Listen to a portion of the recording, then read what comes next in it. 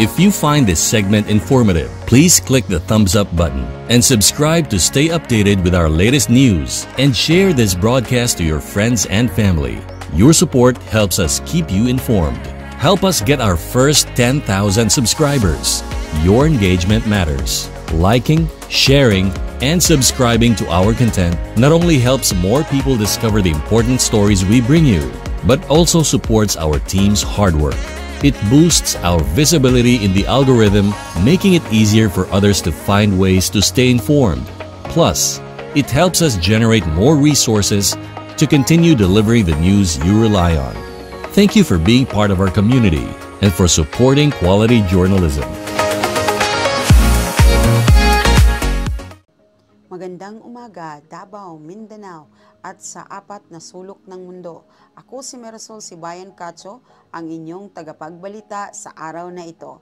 At bago tayo magsimula, huwag kalimutang i-like, mag-comment, i-share at pakipindot na rin ang bell button para sa mga bagong kaganapan sa channel na ito, Pinoy Rob YouTube channel.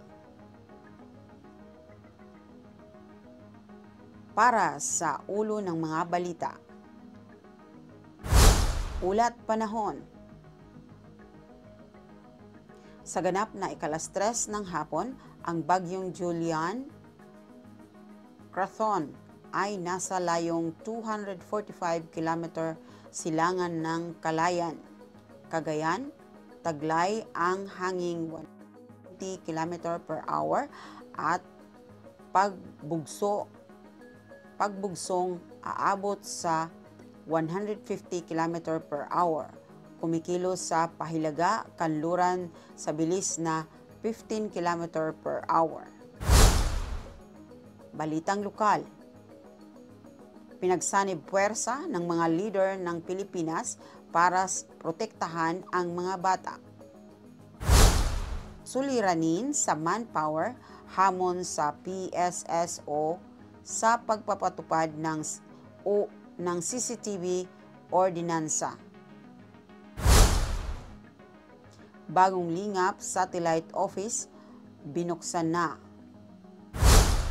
DCCDC hinikayat ang mga kooperatiba na magparehistro para makuha ang mga serbisyo at programa.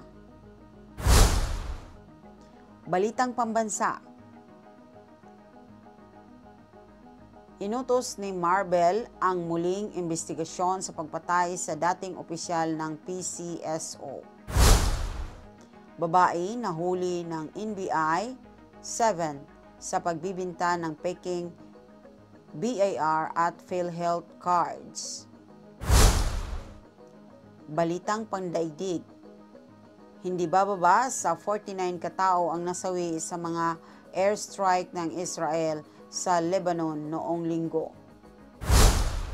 Ano ang pinakabagong balita tungkol sa labanang Trump-Harris? Depende sa sinong tatanungin mo. Balitang libangan. Binuksan ng CNL ang ika-50 seasons nito sa pamamagitan ng Star-Studded Gold Open tungkol sa politika. Ang maliit na aso ni Demi Moore na si Pilaf ay pinalambot ang puso ni Graham Norton, Lady Gaga at Colin Farrell. Balitang pampalakasan. College Football Roundup. Nakamit ng Alabama ang kapanapanabik na panalo laban sa Georgia at Nagpamalas si Arch Manning para sa Texas. Chicago White Sox gumawa ng isang kanais-nais na kasaysayan sa pinakamalaking bilang ng pagkatalo sa modernong MLB season. Tampok na balita. Pamagat. Pinas, ipinagdiriwang ang National Coffee Day gamit ang lokal na lasa. Pamagat. Pinakahuling restaurant sa Texas, nagniningning sa husay sa pagluluto. Trivia, ang pagsikat ng online shopping sa Pilipinas.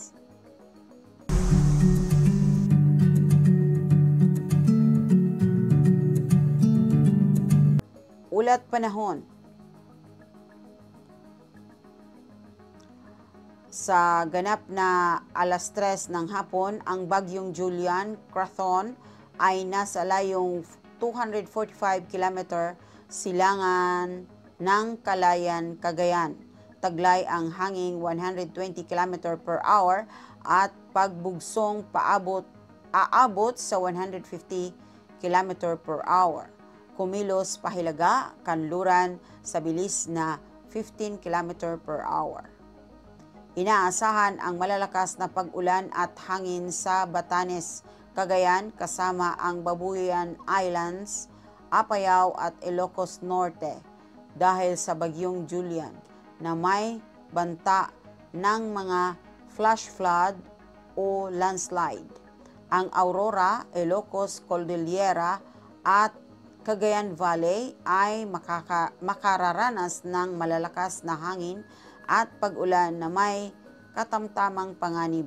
Ang Metro Manila, Calabarzon, Mindoro at ilang bahagi ng Central Luzon ay makararanas ng maulap na kalangitan na may kalat-kalat na pag-ulan at pagkulog, pagkidlat at may posibilidad ng flash flood o landslide.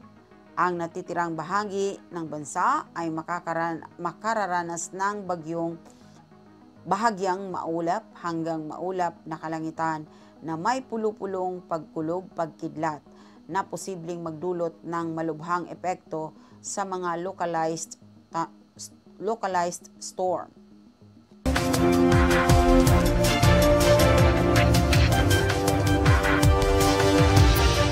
Balitang lokal. Pinagsanib puwersa ng mga leader ng Pilipinas para protektahan ang mga bata. Isang pambansang summit laban sa online sexual abuse at exploitation ng mga bata o SAEC ang ginanap noong September 16, 2024 kung saan nagsama-sama ang mga leader at organisasyon ng Pilipinas upang palakasin ang laban sa mga krimeng ito. Pinangunahan ng International Justice Mission, UJIM, at mga ahensya ng pamahalaan. Inilunsad sa summit ang bagong kampanya na tutulan ang mga kultural na pamahiin na pumipigil sa pagsasakdal. Binigyang diin ni Pangulong Ferdinand Marcos Jr. ang zero tolerance laban sa SAEC. Suliranin sa manpower, hamon sa PSSO sa pagpapatupad ng CCTV ordinansa. Haharapin ng Davao City Public Safety and Security Office PSSO ang hamon ng kakulangan ng tauhan sa pagpapatupad ng amended CCTV ordinance.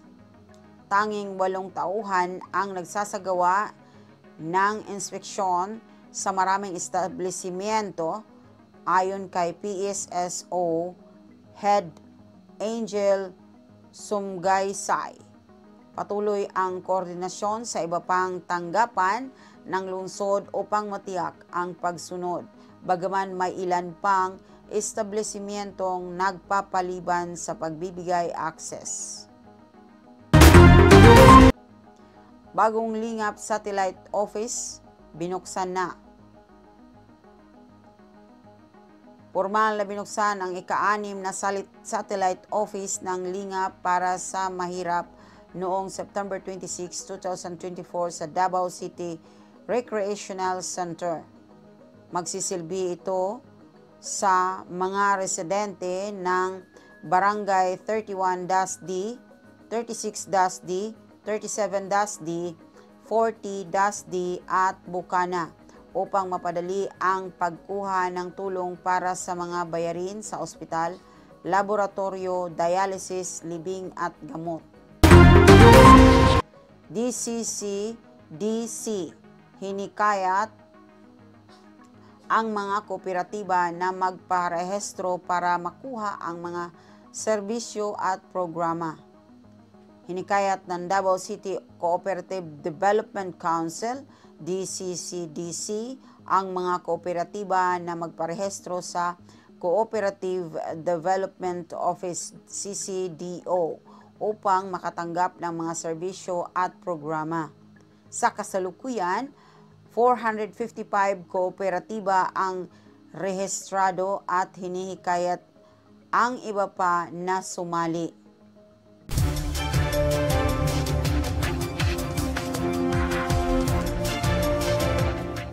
Balitang pambansa. Iniutos ni Marvel ang muling investigasyon sa pagpatay sa dating opisyal ng PCSO. Inatasan ni Philippine National Police PNP Chief General Romel Marbel ang masusing muling investigasyon sa hindi pa nare-resolbang pagpatay kay dating PCSO Board Secretary Wesley Barayuga. Ito ay kasunod ng mga akusasyon ni Police Lieutenant Colonel Santi Mendoza laban kina Napolcom Commissioner Edelberto Leonardo at dating PCSO General Manager Royena Garma na umano'y nasa likod ng pamamaslang noong July 2020. Sinabi ni Mendoza na siya ay pinilit sumunod at binayaran ng 300,000 pesos para sa operasyon. Parehong itinanggi ni na Garma at Leonardo ang mga akusasyon. Babae nahuli ng NBI 7 sa pagbebenta ng peking BAR at PhilHealth cards. Inaresto ng National Bureau of Investigation, NBI, ang 29 years old na si Verlyn Sobrian dahil sa umano'y pagbebenta ng peking Bureau of Internal Revenue BAR Tax Identification Number TIN at PhilHealth card sa isang entrapment operation sa Central Visayas noong September 24, 2024. Si Sobrian mula Naga, Cebu ay nagbebenta ng mga peking dokumento mula 150 hanggang 450 depende sa urgency ng order.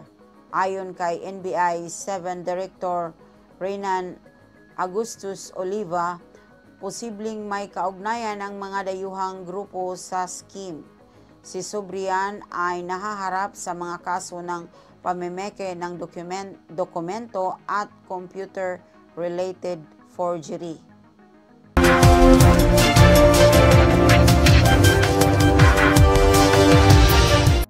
Balitang pandaigdig. Hindi bababa sa 49 katao ang nasawi sa mga airstrike ng Israel sa Lebanon noong linggo, ayon sa Health Ministry. Hindi bababa sa 49 katao ang nasawi at 76 ang nasugatan sa mga airstrike sa dalawang lokasyon sa Lebanon noong linggo, ayon sa Ministry of Health ng Lebanon. sa timog na nayon ng Ain al-Delb na iulat ang 24 nasawi at 29 sugatan, habang 29 patay at 47 sugatan sa rehiyon ng Baalbek Hermel sa Bekaa Valley. Pinalalakas ng Israel ang mga atake laban sa mga militante ng Hezbollah na umano'y nagtatago sa mga residential area na nagdudulot ng malaking pinsala sa mga gusali at kritikal na infrastruktura. Ano ang pinakabagong balita tungkol sa labanang Trump-Harris? Depende sa sinong tatanungin mo. Nakaraang linggo, mas marami ang nakabalita tungkol kay dating Pangulong Donald Trump kaysa kay Vice Presidente Kamala Harris. Ayon sa The Breakthrough, isang CNN polling project. Dahil sa mga kamakailang kaganapan tulad ng presidential debate at tangkang pagpatay kay Trump, may malaking pagkakaiba sa pananaw ng mga Democrat at Republican. Ang mga Republican ay tumutok sa assassination attempt sa Florida, samantalang tinutukan ng mga Democrat ang mga walang basihang pahayag ni Trump tungkol sa mga emigrante sa Springfield, Ohio.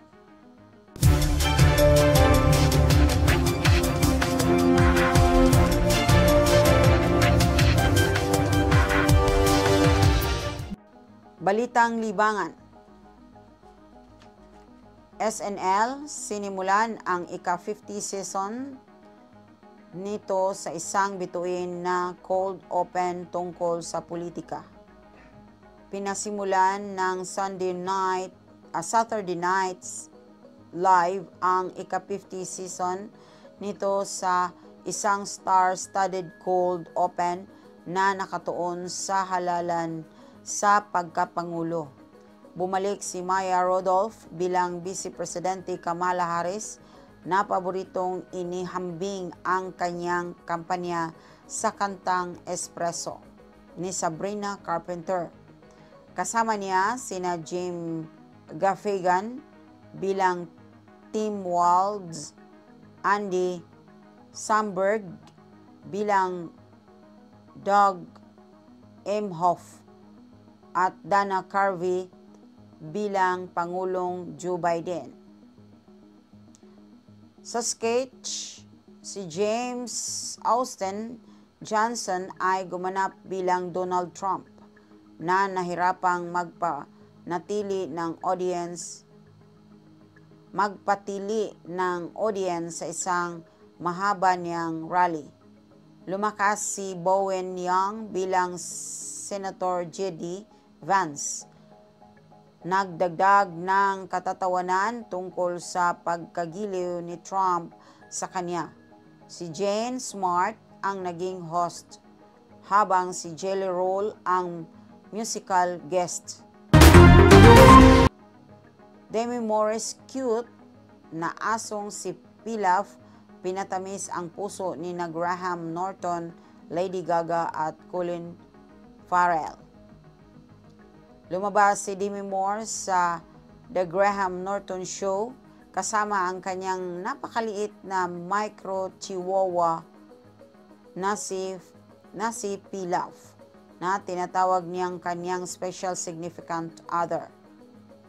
Habang pinag-uusapan ang kanyang pelikulang The Substance, ibinunyag ni Moore na sinasamahan niya si Pilaf bilang kahit saan at kamakailan ay nagkaroon ng cover shoot para sa Doggy, isang dog version ng Vogue. Matapos ipinahayag ni Colin Farrell ang interes sa pagkuha ng selfie kasama si Pilaf. Ipinakita ni Moore ang aso sa entablado at agad na giliwan ng audience. Sinabi ni Lady Gaga na perpekto si Pilaf na nagpakita ng charm ng aso.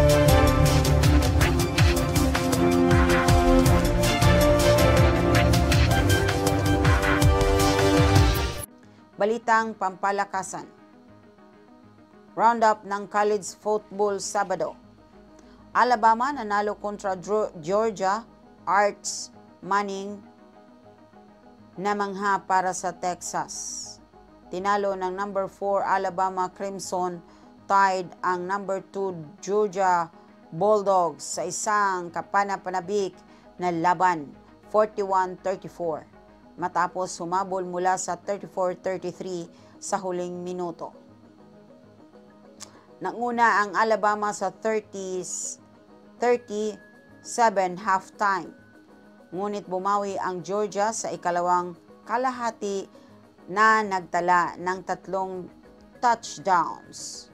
Ang 75-yard na touchdown pass ni Jalen Milroe kay Ryan Williams ang naging turning point ng laban. 3 interpretations mula kay Carson Beck ng Georgia ang nagpatibay sa panalo ng Alabama na ngayon ay 4-0. Sa iba pang mga laro, nanalo ang number 1 Texas kontra Mississippi State, 35-13, kung saan namangha si Arch Manning na may 324 passing yards. Chicago White Sox nagtala ng pinakamaraming talo sa modernong kasaysayan ng MLB. Nagtala ang Chicago White Sox ng bagong record para sa pinakamaraming talo sa isang season sa MLB matapos matalo sa Detroit Tigers 4-1, ang kanilang ika-121 na pagkatalo ngayong 2024. Sa tagumpay na ito, nakuha ng Tigers ang playoff spot, habang ang White Sox ay may 3 panalo lamang ng unang 25 laro at dumanas ng 14 game losing streak at 21 game skid. Dati hawak ng Mets ang record na 120 talo noong 1962, habang ang 1819 Cleveland Spiders ay may kabuuang 134 talo.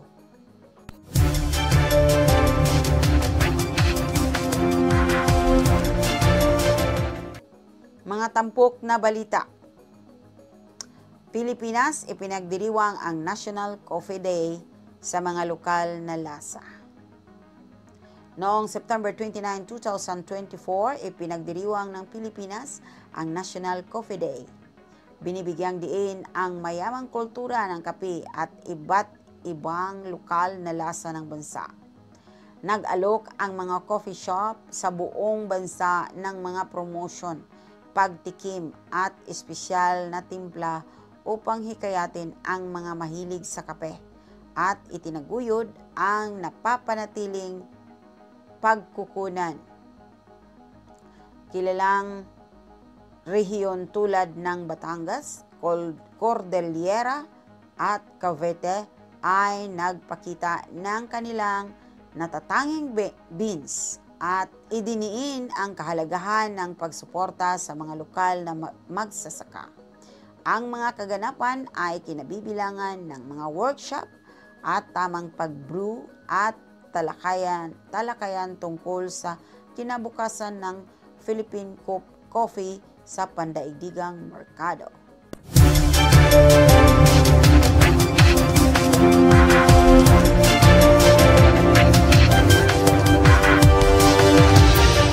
Pinakamahusay na restaurant sa Texas na mangha sa culinary innovation. Ang kilalang restaurant sa Texas na Rustic Table ay patuloy na pinapahanga ang mga food lover sa pagkabago nitong farm-to-table dining experience. Matatagpuan sa Austin. Ipinagmamalaki ng culinary gym na ito ay ang pagbigay ng sariwa at lokal na mga sangkap upang makalikha ng masasarap na putahing nagpapakita ng lasa ng Texas. Kabilang sa mga tampok sa menu ang smoked brisket tacos, roasted vegetable salads, at artisanal desserts mula sa mga award-winning chef. Mayroon din itong curated na seleksyon ng lokal na alak at craft beer na ginagawa itong dapat bisitahin ng mga turista at residente.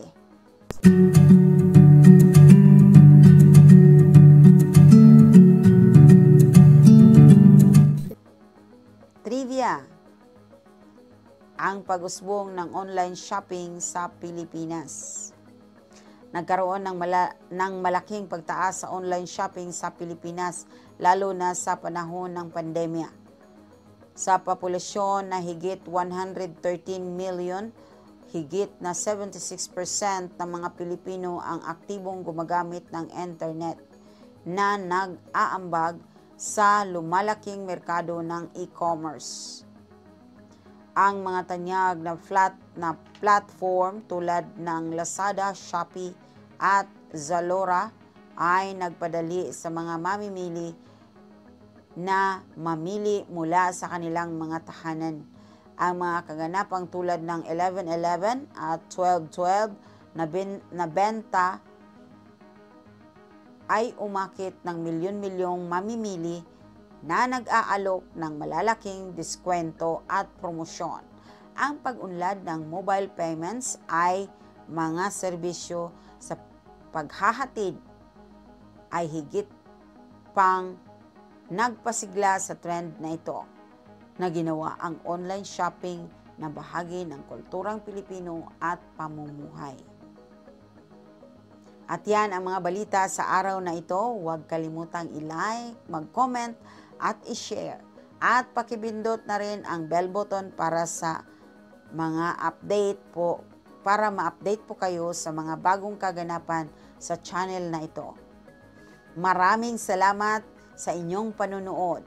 Muli, ito si Mirasol Sibayan Catso, nag-uulat. Magandang umaga, Davao!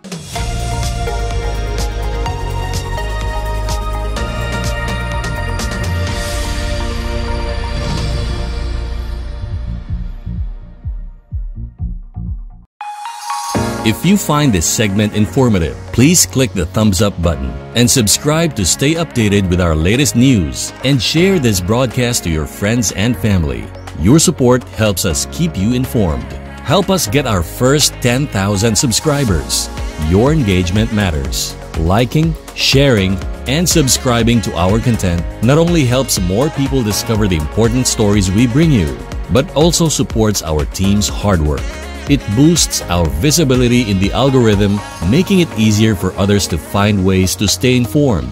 Plus, it helps us generate more resources to continue delivering the news you rely on. Thank you for being part of our community and for supporting quality journalism.